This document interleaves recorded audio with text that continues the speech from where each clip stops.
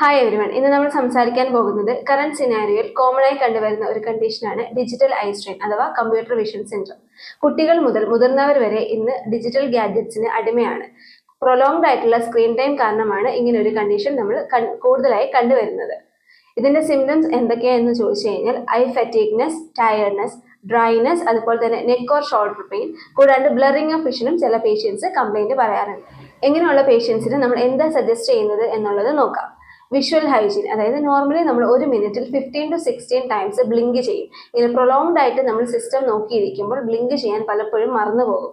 So forcefully ഒരു 4 or 5 times നമ്മളൊന്ന് കണ്ണ് ബ്ലിങ്ക് ചെയ്യാൻ ശ്രമിക്കേണ്ടതാണ്.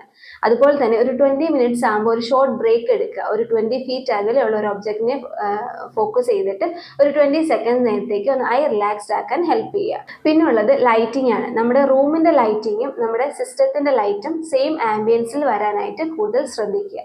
Next is sitting posture. നമ്മൾ ഇരിക്കുമ്പോൾ നമ്മുടെ തലയിൽ നിന്നൊരു സ്ട്രെയിറ്റ് ലൈൻ വരച്ചു കഴിഞ്ഞാൽ അതിൽ നിന്നൊരു 50 ഡിഗ്രി താഴെ ആയിരിക്കണം നമ്മുടെ സിസ്റ്റം അല്ലെങ്കിൽ ലാപ്ടോപ്പ് പ്ലേസ് ചെയ്യാനായിട്ട്. പിന്നെ നമുക്ക് സ്പെക്ടക്കിൾ ലെൻസസിൽ നമുക്ക് കുറച്ച് ഒരു പ്രിവെന്റീവ് മെഷർമെന്റ്സ് കിട്ടുന്നുണ്ട്.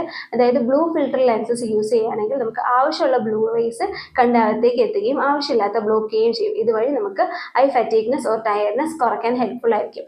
പിന്നെ നമ്മൾ കസ്റ്റമൈസ്ഡ് ടിൻറ്റഡ് ലെൻസസ് യൂസ് ചെയ്യാം. അതായത് grey tinted, green tint or amber pink tints നമുക്ക് യൂസ് ചെയ്ത് കഴിഞ്ഞാൽ കുറച്ചുകൂടി ഹെൽപ്ഫുൾ ആയിരിക്കും. ഇതുവഴി നമുക്ക് ഗ്ലെയർ കട്ട് ചെയ്യുകയാണ് ചെയ്യുന്നത്.